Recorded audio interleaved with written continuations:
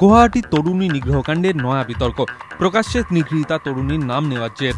জাতীয় মহিলা কমিশনের তদন্তকারী কমিটি থেকে সরিয়ে দেওয়া হলো কমিশনের প্রতিনিধি ও কংগ্রেস নেত্রী অলকা লাম্বাকে। গত 14 তারিখ প্রকাশ্যেই ওই তরুণীর নাম নিয়ে ফেলেন অলকা লাম্বা, আর তা নিয়েই দানা বাঁধে বিতর্ক। ঘটনা কি জানকারি ली शुरू से अंत तक। उसके बाद हमने खुद जिसका नाम है, जिसकी उम्र जिसने खुद 20 साल बताई है, उससे हमने बात की खुद कि क्या इंसिडेंट हुआ। শেষ পর্যন্ত তদন্তকারী কমিটি থেকে তাকে অপসারণের সিদ্ধান্ত নেন জাতীয় মহিলা কমিশনের প্রধান মমতা শর্মা। অন্যদিকে ঘটনায় অভিযুক্তদের গ্রেপ্তারের জন্য মুখ্যমন্ত্রী তরুণ গগৈয়ের বেঁধে দেওয়া 48 ঘন্টা পার হয়েছে সোমবারই, কিন্তু মূল অভিযুক্ত অমরজ্যোতি কতিলা এখনো অধরা। তবে এদিন আরও 6 জনকে গ্রেপ্তার করেছে পুলিশ।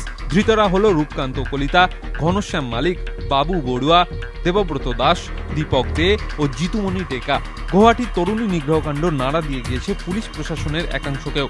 ঘটনার জেরে প্রশাসনিক স্তরেও বড়সড় রদবদল। গুয়াহাটির পুলিশ সুপারকে বদলি করে দেওয়া হয়েছে ডিব্রুগড়ে, আর তার জায়গায় নিয়ে আসা হয়েছে ডিব্রুগড়ের পুলিশ সুপারকে।